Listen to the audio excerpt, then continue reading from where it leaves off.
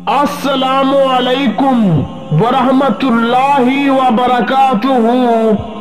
امید کرتا ہوں کہ آپ سب بہن بھائی خیریت سے ہوں گے۔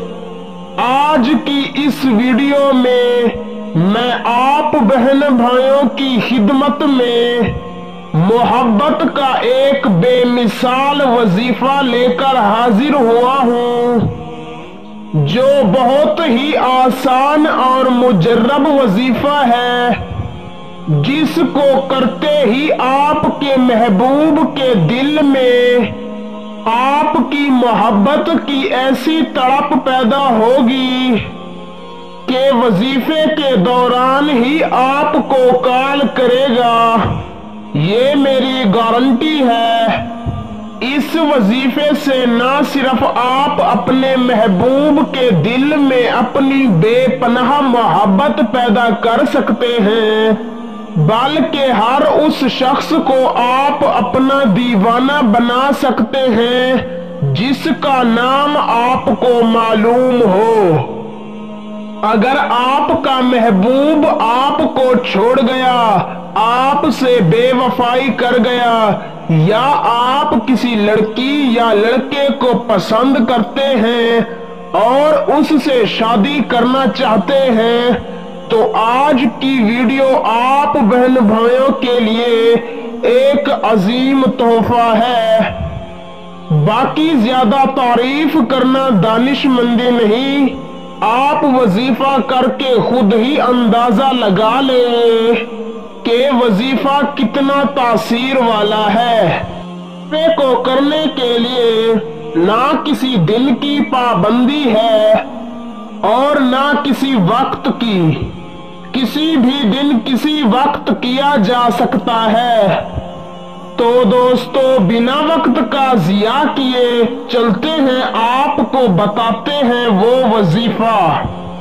آپ نے بعد نماز عشاء 2 رکعت نماز نفل پڑھ لینی ہے۔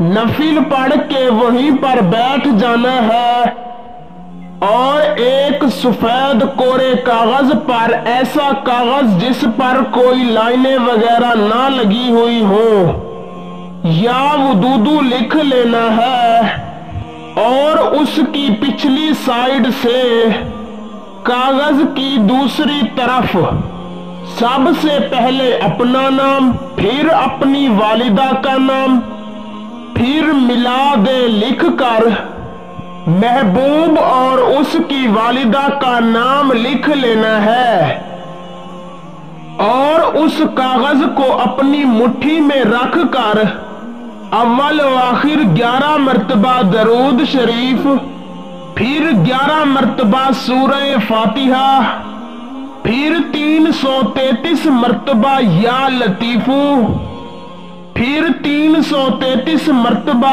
یا ودود، پھر 11 مرتبہ سورہ فاتحہ پڑھ کر اپنی مٹھی کو کھول کر اس کاغذ پر دم کر دینا ہے۔ پھر اللہ تعالیٰ سے اپنی محبت کی دعا مانگ کر واپس چلے آنا ہے اور اس کاغذ کو کسی بھی پاک صاف جگہ پر رکھ دینا ہے۔ عمل کامل یقین کے ساتھ کرنا ہے اور اجازت لے کر کرنا ہے، اور اس عمل کو 11 دن کرنا ہے، اور عمل کرتے وقت دل و دماغ میں محبوب کے تصور کا ہونا بہت ضروری ہے۔